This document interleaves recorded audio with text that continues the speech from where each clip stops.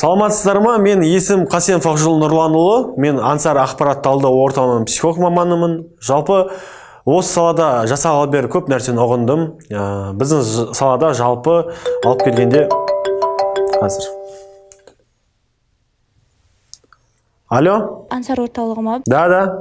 Саламатсыз ба? Ақпараттық түсіндірме жұмыстарын өткізу керек. Жақсы, қашанға сізге? Бізге сәрсенбі күні. Қай уақытқа? Сағат 11-ге. Жақсы, бізден сізге онда теолог маман мен психолог маман барады. Жақсы, біз барамыз. Сау болыңыз.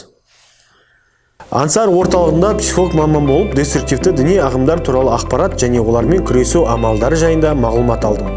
Орталықта теолог, дінтанушы, кибер мамандар, СММ бөлім мамандары және талдау бөлімі жұмыс жасайды. Әр бөлімнің атқаратын орны өте маңызды. Сондықтан да мамандар өз жұмыстарына тиянақты және аса жауапкершілікпен қарайды. Жалпы психолог мамандығы өзіме қатты ұнайды. Біздің орталықтағы психолог маманның рөлі бөлек болып келеді. Басқа психолог мамандардың жұмысымен салыстырғанда біздің психолог маманның жұмысы күрделі және өзгеше болып келеді. Кешіресіздер, біздің кейбір мамандарға деструктивті ағымдар материалдан жіберіп жатыр едім әлеуметтік желіде. Әрине мақсатымыз бір болғандықтан жұмысты бірлесіп жұмыс жасауымыз керек. Әлеуметтік желідегі деструктивті материалдар адам психологиясына тигізер зияны өте көп. Қай салада жұмыс жасамасақ та, балаларымыздың болашағы үшін біз тікелей жауаптымыз.